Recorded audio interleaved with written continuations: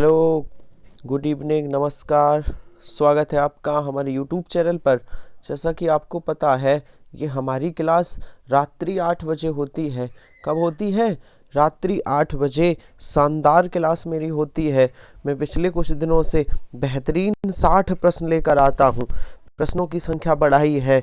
चलिए, तो आप सभी हमारी इस क्लास से जुड़ जाइए। मैं बहुत बेहतरीन सीरीज लेकर आता हूँ। रात्रि 8 बजे प्रश्नों की संख्या 60 है। प्रश्नों की संख्या, आप किसी का भी एग्जाम देते हो तो 8 बजे जुड़ जाइए। मैं बेहतरीन प्रश्नों का एनालिसिस कराता हूं। और जो लोग हमारे टेलीग्राम चैनल पर नहीं जुड़ सकते हैं, टेलीग्राम चैनल का नाम है Amod sir Hindi. Telegram channel का नाम है आमोद सर हिंदी। चलिए स्टार्ट करते हैं। आज बेहतरीन एक बार फिर से 60 प्रश्न हिंदी के होने वाले हैं। चलिए स्टार्ट करते हैं। आज का हमारा पहला प्रश्न है कि कारक के कितने भेद होते हैं, बताइए। मैं डेली 8 बजे हिंदी का मॉडल पेपर लेकर आता हूं। आप सभी लोग जुड़ जाइए। कारक के कितने भेद होते हैं, बताइए। कारक के कितने भेद हैं? कारक के 8 भेद होते हैं। कारक के कितने भेद होते हैं? 8 भेद होते हैं। चलिए अगले प्रश्न पर चलते हैं और अगला प्रश्न बताइए। बालू से तेल निकालना मुहावरे का अर्थ क्या है, बताइए। बालू से तेल निकालना मुहावरे का अर्थ क्या है? सर, बालू से तेल निकालना मुहावरे का अर्थ होता है असंभव काम करना। क्या होता है? असंभव काम करना। बालू से तेल निकालने का मतलब है असंभव काम करना। आगे देखिए, क्रिया विशेषण का भेद बताइए। बताइए क्रिया विशेषण का भेद क्या है? मैं उसे भली भांति जानता हूं। भली भांति में कौन सा क्रिया विशेषण है, क्या आपको पता है? मैं उसे भली भांति जानता हूं। भली भांति में कौन सा क्रिया विशेषण है? बहुत शानदार, बहुत लाजवाब। इसी तरह आप रात्रि 8 बजे आइए। सर, भली भांति में कौन सा क्रिया विशेषण है? ये रीतिवाचक क्रिया विशेषण है। कौन सा है? रीतवाचक क्रिया विशेषण है। और अगले प्रश्न पर चलते हैं और अगला प्रश्न बताइए। हिंदी वर्तनी की दृष्टि से अशुद्ध है। अशुद्ध कौन सी है, बताइए। कौन सी वर्तनी अशुद्ध है? आज एक बार फिर से मैं 60 प्रश्न लाया हूं। बहुत शानदार 60 प्रश्न। जुड़ जाइए आप हमारे साथ। बहुत बेहतरीन 60 प्रश्न लाया हूं। जुड़ जाइए। कौन सी वर्तनी अशुद्ध है, जल्दी से बताइए। सर, कौन सी वर्तनी? सर, व्यवहारिक।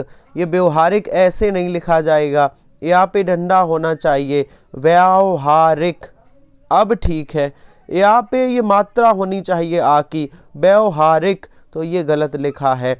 ऑप्शन ए, ये वर्तनी अशुद्ध है। चलिए आगे और अगला प्रश्न बताइए कि मीरा जोर से हंसी, यह वाक्य किस क्रिया का समुचित उदाहरण है? कौन सी क्रिया है इस वाक्य में? मीरा जोर से हंसी। बहुत शानदार, बहुत लाजवाब। सर, कौन सी क्रिया है? सर, अकर्मक क्रिया है। ऐसी क्रियाएं जिनके साथ कभी कर्म का प्रयोग ना हो, कभी कर्म नहीं आ सकता, वह अकर्मक क्रियाएं हैं। हंसना एक अकर्मक क्रिया है। चलिए और बताइए। कन्यादान। कन्यादान समस्त पद का उपयुक्त विग्रह क्या है? कन्यादान का विग्रह बताइए, सवाल गलत ना हो। बहुत शानदार प्रश्न है, बहुत बेहतरीन प्रश्न है, सवाल गलत ना हो। कन्यादान का विग्रह बताइए। कन्यादान का, कन्या के लिए दान नहीं, ना कन्या को दान। कन्यादान में होता है कन्या का दान। जब जब लड़की का विवाह होता है ना, कन्या का, तो उसका दान कर दिया जाता है। इसलिए इसका समास विग्रह है कन्या का दान। संबंध तत्पुरुष समास। ऑप्शन सही होगा सी, कन्या का दान। बहुत शानदार, बहुत लाजवाब। चलिए हमारा अगला प्रश्न है, बताइए कौन सा शब्द अनेकार्थी शब्द सारंग से संबंधित नहीं है? सारंग का अनेकार्थी कौन सा नहीं है? पता है तो बताओ। बहुत बेहतरीन, बहुत शानदार सर। सारंग कोयल का होता है, सारंग मीन्स तोता भी होता है, मोर भी होता है। सारंग मीन्स पपीहा, सारंग मीन्स पपीहा नहीं, एक मिनट एक मिनट एक मिनट, सारंग मीन्स पपीहा होता है, तोता नहीं होता। कौन नहीं होता? एक मिनट रुक जाइए, तोता नहीं होता, पपिया भी होता है, कोयल भी होता है, मोर भी। सारंग मीन्स तोता नहीं होता, सारंग मीन्स तोता नहीं होता, सारंग मीन्स क्या नहीं होता? तोता नहीं होता। चलिए चलिए आगे आगे बताइए। निराला द्वारा रचित ललित गीतों का संग्रह कौन सा है? बताइए। निराला द्वारा रचित ललित गीतों का संग्रह क्या कहलाता है? क्या आपको पता है? सर इनके द्वारा रचित जो गीतों का संग्रह है वो क्या कहलाता है? वो गीत का कहलाता है। क्या कहलाता है? गीत का कहलाता है। और आगे बताइए, कौन सा अल्प विराम का चिन्ह है? कौन सा अल्प विराम का चिन्ह है? बहुत बेहतरीन प्रश्न है, जवाब दीजिए। अल्प विराम का चिन्ह है, इसमें कौन सा अल्प विराम का चिन्ह है? ऑप्शन सी, ये अल्प विराम का चिन्ह है। कौन सा चिन्ह है? अल्प विराम का। अच्छा चलिए, मैं विराम चिन्ह वाली क्लास भी लाऊंगा, मैं विराम चिन्ह वाली क्लास भी लाऊंगा। कब लाऊंगा? शाम को 9 बजे टॉपिक वाइज में, आप सभी जुड़ जाइए। चलिए बताइए, आगे बताइए। निम्नलिखित शब्दों में स्त्रीलिंग शब्द का चयन कीजिए। स्त्रीलिंग शब्द कौन सा है? बताइए। स्त्रीलिंग शब्द कौन सा है? और 10वां क्वेश्चन बताइए। स्त्रीलिंग अगर पता करना है तो मेरा और मेरी लगाइए, मेरा और मेरी लगाइए स्त्रीलिंग शब्द के लिए। तो कैसे पता चलेगा? मेरा अपराध ये पुल्लिंग है, मेरा अध्याय ये पुल्लिंग है, मेरा स्वदेश ये पुल्लिंग है। लेकिन स्त्रीलिंग कौन है? मेरी स्थापना, मेरी स्थापना ये शब्द क्या है? ये शब्द स्त्रीलिंग है।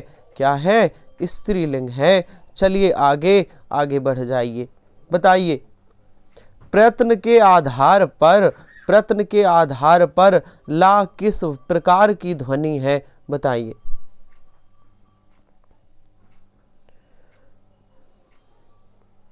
बहुत बेहतरीन। ला किस प्रकार की ध्वनि है? सर ला को पार्श्विक व्यंजन कहते हैं। ला किस प्रकार की ध्वनि है? ये पार्श्विक व्यंजन है। कैसी ध्वनि है? पार्श्विक व्यंजन है। चलिए आगे अगला प्रश्न बताइए। निम्नलिखित में से किसकी, किसे, किसकी नहीं किसको होना चाहिए, किसको साहित्य अकादमी पुरस्कार मिला है? इन 4 में से किसको साहित्य अकादमी पुरस्कार मिल चुका है? जवाब दीजिए। किसको मिल चुका है? नामवर सिंह को, नामवर सिंह को साहित्य अकादमी पुरस्कार मिल चुका है 1971 में। कब मिल चुका है? 1971 में। चलिए, बहुत बेहतरीन प्रश्न है, बहुत शानदार प्रश्न है, जवाब दीजिए। एक बार हमने बताया भी था कि का गा जा फा ध्वनियां किसकी हैं? इनके नीचे ही देखिए नुक्ता लगा है, इनके नीचे ये नुक्ता भी लगा है। और जब इन अक्षरों के नीचे नुक्ता लगा हो तो ये अक्षर कौन सी भाषा के कहलाएंगे? ये अक्षर कहाँ, कौन सी भाषा के कहलाएंगे? ये अरबी और फारसी के अक्षर हैं। कहाँ के हैं? अरबी और फारसी के। शानदार विलोम शब्द, विलोम शब्द रात्रि 9 बजे करवाए हैं, देख लीजिए। हमने पर्यायवाची भी समाप्त कर दीजिए, कर दिए हैं, उनको भी आप पढ़ लीजिए। बहुत शानदार पर्यायवाची। आविर्भाव का विलोम क्या है? पता है तो बताओ। बहुत शानदार, बहुत बढ़िया। आविर्भाव का विलोम क्या है? सर आविर्भाव का विलोम तिरोभाव होता है। क्या होता है? आविर्भाव का विलोम तिरोभाव होता है। और अगला प्रश्न बताइए कि घुड़साल का समास विग्रह क्या है? बहुत बेहतरीन, बहुत शानदार, बहुत लाजवाब। घुड़साल का समास विग्रह बताइए। बहुत बेहतरीन प्रश्न पूछे जाते हैं रात्रि 8 बजे। सभी लोग आइए, मैं एक से एक बेहतरीन प्रश्न लेकर आता हूँ। घुड़साल का समास विग्रह होगा घोड़ों के लिए साल। ऑप्शन बी, घोड़ों के लिए साल। और अगले प्रश्न पर चलते हैं। अगला प्रश्न बताइए कि निम्नलिखित में से कौन सा वाक्य शुद्ध है? बताइए। बहुत शानदार, बहुत लाजवाब। सभी लोग क्लास को शेयर करिए, सभी लोग अपने मित्र दोस्तों तक क्लास को पहुंचाइए। व्हाट्सएप और टेलीग्राम ग्रुप है यदि आपके फ़ोन में, तो आप उनको मेरी क्लास शेयर करिए, उन तक मेरी क्लास पहुंचाइए। मैं शानदार क्लास रात्रि 8 बजे और रात्रि 9 बजे कुछ दिनों तक जुड़ के पढ़ लीजिए। आपके हिंदी में प्रश्न गलत होना बंद हो जाएंगे। सर मेरे तो सांस फूल गए, ये भी गलत है। उसका तो चटपट प्राण उड़ गया, ये भी गलत है। पढ़ी हुई इनमें से कई किताबें हैं। सर उपर्युक्त में से कोई कथन सही नहीं है। ऑप्शन डी सही होगा। उपर्युक्त में से कोई कथन सही नहीं है। आगे चलते हैं। हमारा अगला प्रश्न बताइए। रतिपति शब्द का समानार्थी क्या है? बताइए। रतिपति शब्द का समानार्थी क्या है? बहुत बेहतरीन। रतिपति किसे कहते हैं? सर रतिपति किसे कहते हैं? ये पंचसर का है। राक्षस, वैसे राक्षस का निशाचर भी होता है, लेकिन एग्जैक्ट समानार्थी पूछा है, पंचसर होता है। रतिपति का सबसे सटीक जो है वो पंचसर होता है। और अगला प्रश्न है कि बावर्ची में लगा प्रत्यय कौन सा है? बहुत बेहतरीन। धीरे धीरे मैं रात्रि 9 बजे टॉपिक वाइज भी पढ़ा रहा हूं। जिन लोगों को हिंदी क्रम से पढ़नी है, टॉपिक वाइज पढ़नी है, वो रात्रि 9 बजे आ जाओ। मैं बेहतरीन प्रश्न एनालिसिस करवाता हूं। जिस टॉपिक में थ्योरी की जरूरत है उसकी मैं थ्योरी और प्रश्न करवाता हूं। बावर्ची में कौन सा प्रत्यय है? सर अची नहीं, बावर्ची में ची प्रत्यय है। बावर्ची में कौन सा प्रत्यय है? ची प्रत्यय है। और आगे चलिए और बताइए। हमारा अगला शानदार प्रश्न है कि सम उपसर्ग लगा है, कौन से शब्द में सम उपसर्ग है?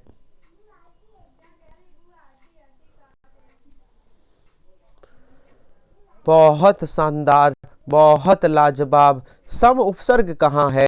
सर संगार में सम उपसर्ग है। कहाँ पर है सम उपसर्ग? ये जो शब्द संगार दिया है इसी में सम उपसर्ग है। बहुत बढ़िया, बहुत शानदार। आगे चलते हैं और बताइए अभिषेक का सही संधि विच्छेद क्या है?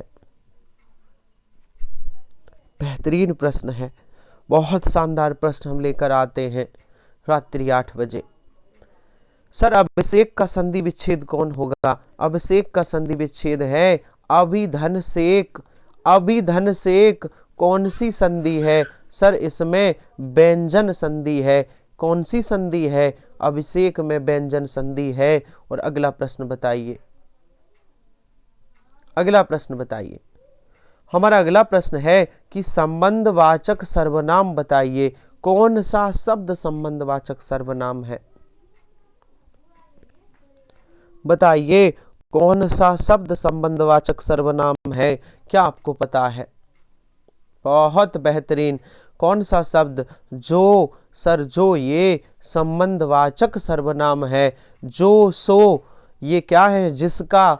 ये अगर वाक्य में प्रयोग हो तो ये संबंधवाचक शब्द है। कौन से? संबंधवाचक। चलिए आगे बढ़ जाइए।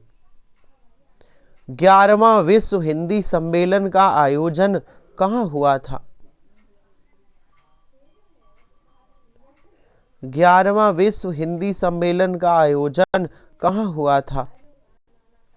बहुत बढ़िया। सर ये हुआ तो 2018 में था, मॉरिशस में हुआ था। 2018 कहाँ हुआ था? मॉरिशस में हुआ था।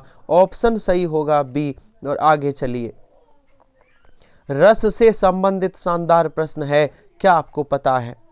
ऊधो मोहि ब्रज बिसरत नाही, हंस सुता की सुंदर कगरी, द्रमन की छाई, कौन सा रस है?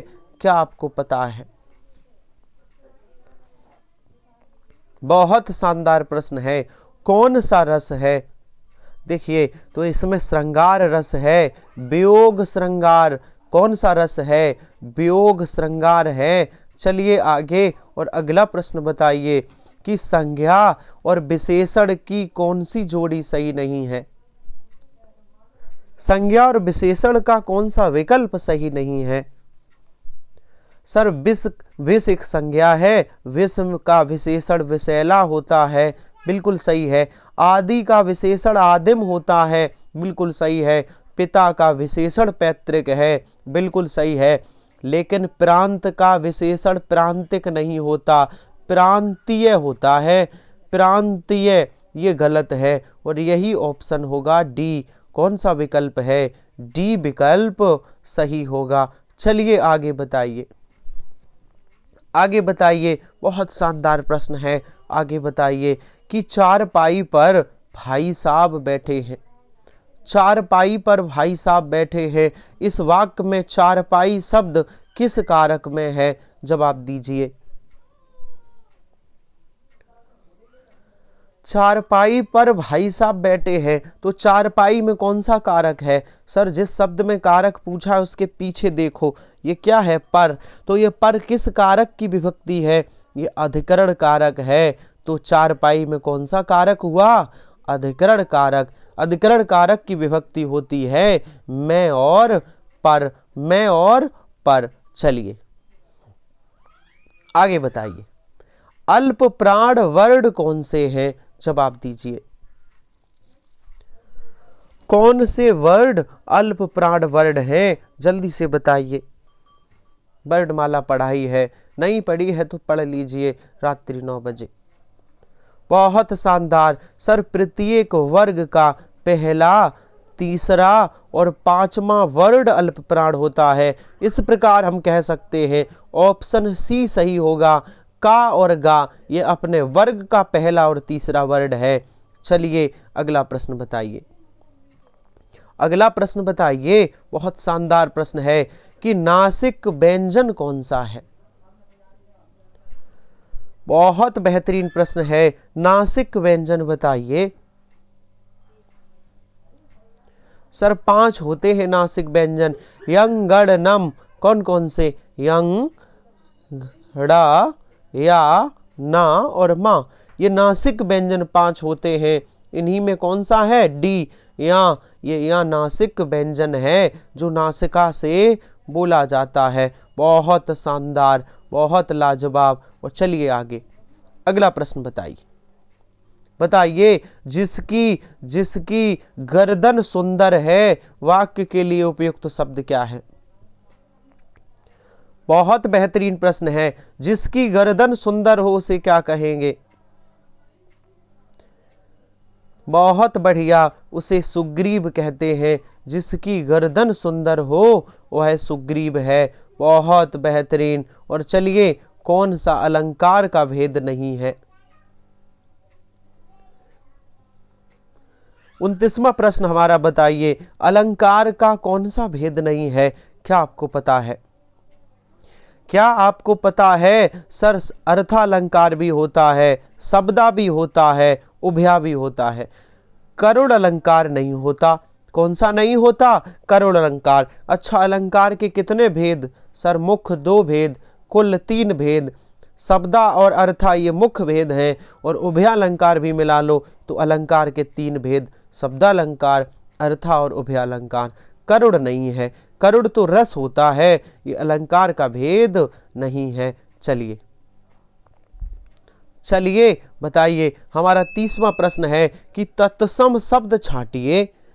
तत्सम शब्द छांट के बताइए।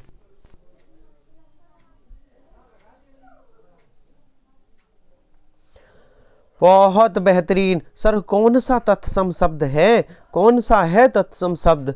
सर बहुत शानदार। सर घोटक एक तत्सम शब्द है। अच्छा हाँ, घोटक तत्सम शब्द है, बाकी ये सभी तद्भव है, बाकी सभी। अच्छा तो अनजान तद्भव है, तो इसका तत्सम क्या है? अनजान का तत्सम होगा अज्ञान। अच्छा सच का तत्सम क्या है? सच का होता है सत्य। और पत्ता का तत्सम क्या है? पर्ण होता है, पत्ता का तत्सम पर्ण होता है। चलिए चलिए आगे बढ़िए, आगे बढ़िए, आगे बढ़ जाइए। कौन सा शब्द तुर्की भाषा का है? पहचानिए, तुर्की भाषा का शब्द कौन सा है? सर तुर्की भाषा का शब्द है कैंची। कैंची किस भाषा का शब्द है? तुर्की। अच्छा एक और पूछा जाता है, एक और पूछा जाता है कि रिक्शा किस भाषा का शब्द है? सर रिक्शा जापानी भाषा का शब्द है। रिक्शा किस भाषा का शब्द है? रिक्शा जापानी भाषा का शब्द है। चलिए आगे अगले प्रश्न पर चलते हैं। हमारा अगला प्रश्न बताइए, अगला प्रश्न बताइए कि हम जो कुछ देख रहे हैं सुंदर है सत्य नहीं। हम जो कुछ देख रहे हैं सुंदर है सत्य नहीं, यह दृश्य जगत भासित है बिन कर्म शिवत्त नहीं।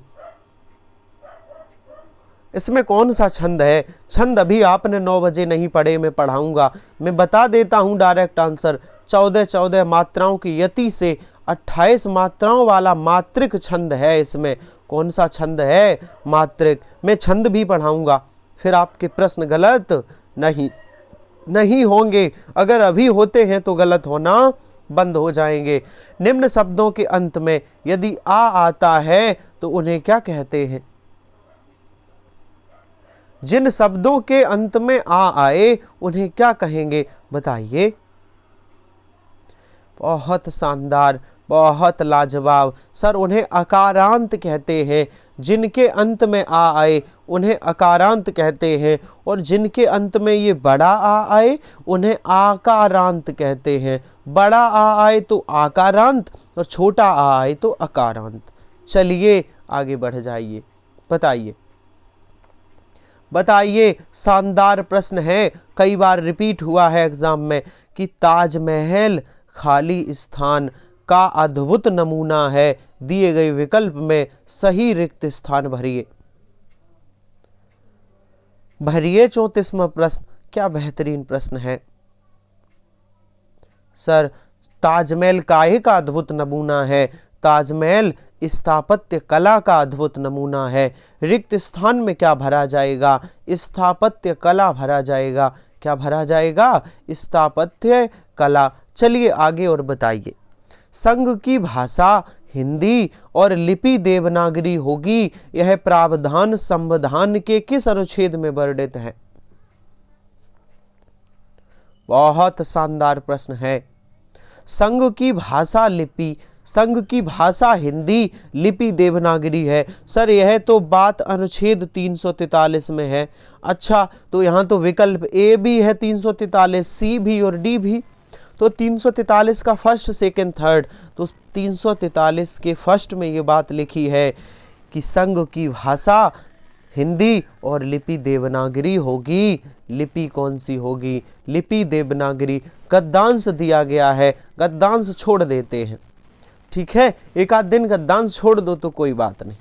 जब मैं रात्रि 9 बजे गद्यांश की भी आपको क्लास डाल दूंगा, 3-4 दिन में बेहतरीन गद्यांश करवा दूंगा, फिर आपको इस 8 बजे वाली क्लास में गद्यांश करने की ज़रूरत नहीं है। यहाँ पर हम लोग गद्यांश छोड़ेंगे ही, क्यों टाइम बर्बाद करना है, ठीक है। तो 36 से 40 मैं रात्रि 9 बजे 15 से 20-30 गद्यांश डाल देंगे, बहुत अच्छे गद्यांश। तो आप उनकी प्रैक्टिस कर लेना, और जब एग्ज़ाम पास में हो तो गद्यांश तभी पढ़े जाते हैं। यहाँ फालतू में समय बर्बाद ज़्यादा नहीं करना है। एक आध दिन कर लिया करेंगे प्रैक्टिस, लेकिन गद्यांश में अब समय नहीं देना है। काफ़ी गद्यांश कर लिए आपने। चलिए बताइए। निम्नलिखित में से किस वाक्य में सर्वनाम का प्रयोग हुआ है? बताइए। बहुत शानदार, बहुत लाजवाब। किस वाक्य में सर्वनाम आया है? सर बी, मैं कल दिल्ली जा रहा था, इसमें सर्वनाम आया है मैं। अच्छा, ये कौन सा सर्वनाम है? ये पुरुषवाचक सर्वनाम है। सर्वनाम के कितने भेद होते हैं? 6 भेद होते हैं, 6 भेद होते हैं। चलिए अगला प्रश्न बताइए। मुझे आज खाने का मन नहीं होती है, इस वाक्य में अशुद्ध अंश स्पष्ट कीजिए।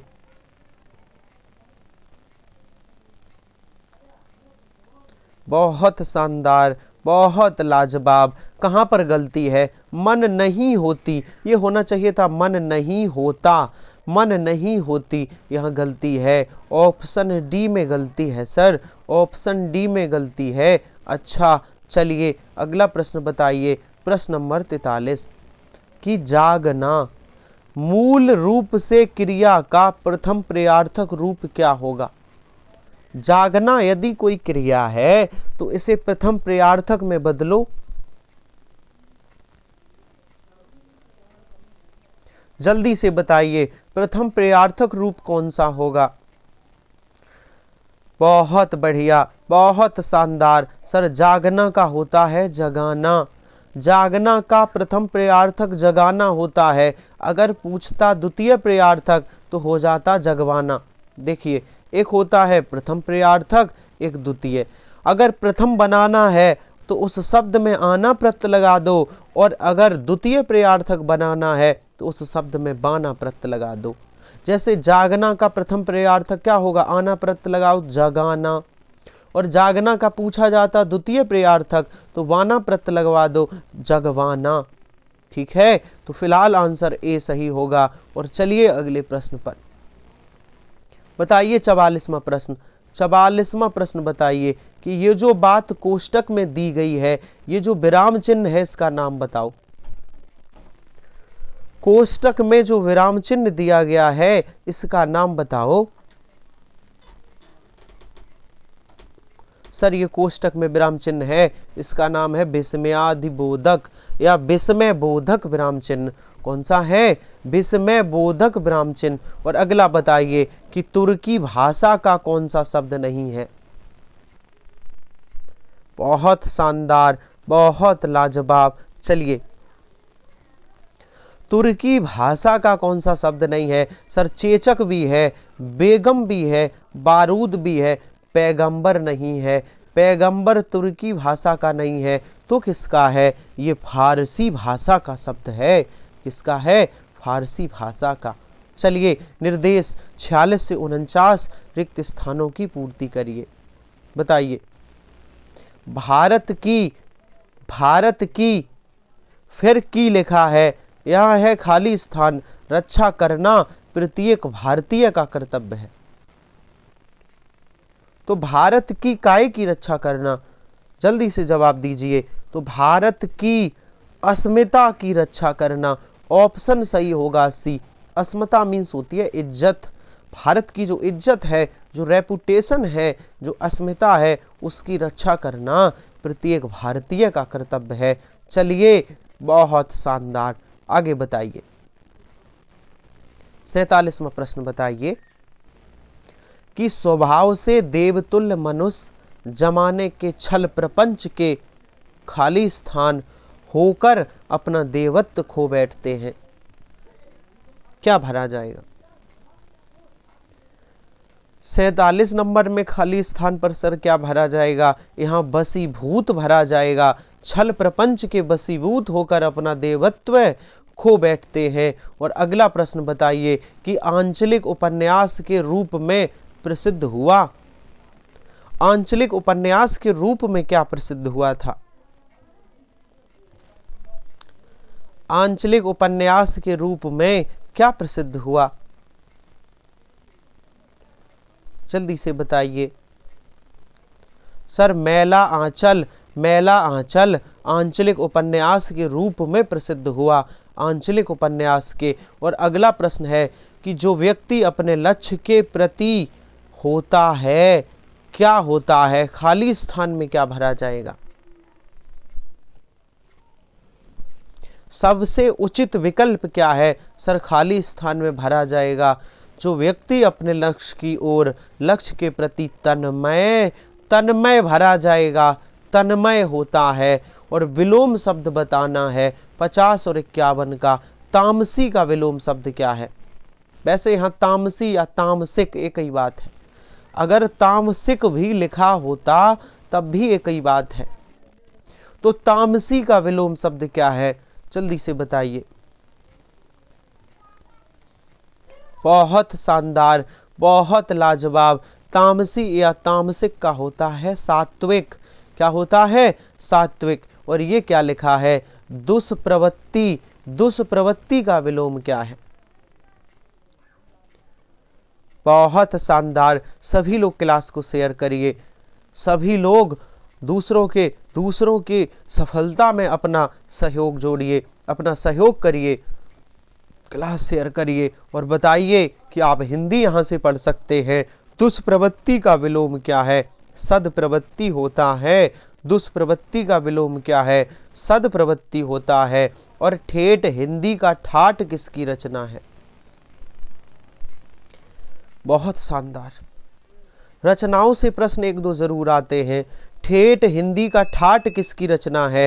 ये अयोध्या सिंह उपाध्याय की रचना है। किसकी रचना है? अयोध्या सिंह उपाध्याय की। और अगला प्रश्न बताइए, बहुत शानदार। खड़ी बोली के सर्वप्रथम कवि कौन माने जाते हैं?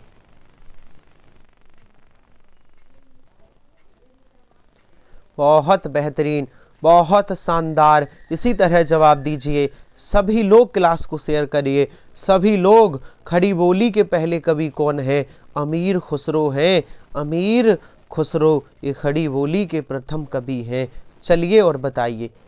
54वां सवाल है कि कौन सा शब्द अनेकार्थी नहीं है? बहुत शानदार प्रश्न है। पर्यायवाची पढ़ने के फायदे हैं। चलिए बताइए, कौन सा अनेकार्थी शब्द नहीं है? सर हत्या शब्द अनेकार्थी नहीं है। हत्या शब्द अनेकार्थी नहीं है। बाकी ये सभी अनेकार्थी हैं। हत्या शब्द अनेकार्थी नहीं है। ठीक है, इसके और ज्यादा अर्थ नहीं है। हत्या का मतलब मृत्यु तो मृत्यु, लेकिन कनक का अर्थ धतूरा भी होता है, सोना भी होता है। महावीर का अर्थ होता है हनुमान जी। महावीर का अर्थ होता है जैन धर्म के गुरु। अनंत का मतलब होता है जिसे गिना ना जा सके। अनंत का मतलब आकाश भी होता है। तो लेकिन जिसके अनेक अर्थ नहीं है वो है डी, हत्या। हत्या का अर्थ अनेक नहीं है। और अगला प्रश्न बताइए, कौन सा जोड़ा सही नहीं है? अब आप सोचोगे, ऐसे प्रश्न सोचने पर विवश होते हैं। आप सोचने पर ऐसे प्रश्न मजबूर करते हैं हमें कि क्या पूछा गया, जोड़ा सही नहीं है। तो कुछ प्रश्नों के जवाब विकल्प पढ़कर दिए जाते हैं। पढ़िए विकल्प, समझ आ जाएगा कि प्रश्न की डिमांड क्या है। बेटी बेटियां, श्रोता श्रोतागण। हमें एक बात पता चल गई 2 ऑप्शन पढ़ने से कि सर बहुवचन दिया गया, एक वचन का बहुवचन दिया गया। बेटी का बेटियां है, सही है। श्रोता का श्रोतागण है, सही है। बधू का बधुएं है, सही है। डिबिया का डिबिये नहीं होता, डिबिया का होता है डिबियां। चंदर ऐसे, चंद्रकाल बिंदी लगती है ऐसे। तो डिबियां सही नहीं है। बी वाला विकल्प सही नहीं है। डिबिया का बहुवचन गलत लिखा है। चलिए आगे बताइए। वाक्यांशों के लिए एक शब्द चुनना है। वाक्यांशों के लिए एक शब्द चुनना है। बताइए। अगला प्रश्न है कि किसी की सहायता करने वाला क्या कहलाता है? बहुत बेहतरीन, बहुत शानदार। जवाब दीजिए। सहायता करने वाला सहायक कहलाता है। सहायता करने वाला क्या कहलाता है? सहायक कहलाता है। और अगला प्रश्न बताइए कि भला चाहने वाला क्या कहलाता है? बहुत बेहतरीन। भला चाहने वाला क्या कहलाता है? सर भला चाहने वाले को हितैषी कहते हैं। क्या कहते हैं? भला चाहने वाले को हितैषी। हमारे 3 प्रश्न और हैं। बताइए, बताइए कि 8 अध्याय है।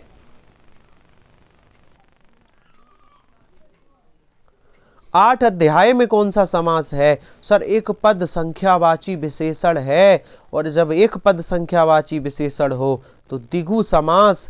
8 अध्याय या इसी को कहा जाता है अष्टाध्यायी, इसी को जोड़कर अष्टाध्यायी भी बोल दिया जाता है, इसमें द्विगु समास होता है। और चलिए आगे आगे बताइए। देख सुदामा दीन दशा, करुणा करके करुणा निधि रोए, कौन सा रस है? कौन सा रस है? सर वियोग श्रृंगार है, क्योंकि सुदामा कृष्ण एक दूसरे से दूर थे, जब मिले तो बहुत रोए, करुणा करके करुणा निधि रोए, वियोग श्रृंगार है। और आज का आखिरी प्रश्न कि सही वर्तनी बताइए, जल्दी से जवाब दीजिए। बहुत बेहतरीन, जल्दी से जवाब दीजिए। सर षष्ठ ऐसा लिखा जाएगा, षष्ठ मीन्स होते हैं 6, ये हिंदी के 6, तो गणित वाले 6 हैं, इन्हें हिंदी में ऐसे और तत्सम में ऐसे लिखा जाएगा। षष्ठ मीन्स 6, ऑप्शन सही होगा ए। बताइए सेशन कैसा लगा? सभी लोग क्लास को शेयर ज़रूर करिए। आपके व्हाट्सएप ग्रुप होंगे कोई, उनमें शेयर करिए। आप टेलीग्राम चलाते होंगे, टेलीग्राम में जितने ग्रुप हो शेयर कर दीजिए। क्लास ज़्यादा से ज़्यादा लोगों तक पहुँचे। आपके रोज़ क्लास शेयर करने से 2-4 लोगों की मदद अगर होती है, एक लोग की भी मदद होती है, बड़ी बात है, बहुत बड़ी बात है ये। चलिए उम्मीद करते हैं आपको सेशन अच्छा लगा होगा। मिलते हैं कल रात्रि 8 बजे फिर से नए प्रश्नों के साथ। हाँ 9 बजे आ जाइए। मैं आज तत्सम तद्भव पढ़ाने वाला हूँ। तत्सम तद्भव, नया टॉपिक, शानदार टॉपिक। चलिए तो आज का सेशन समाप्त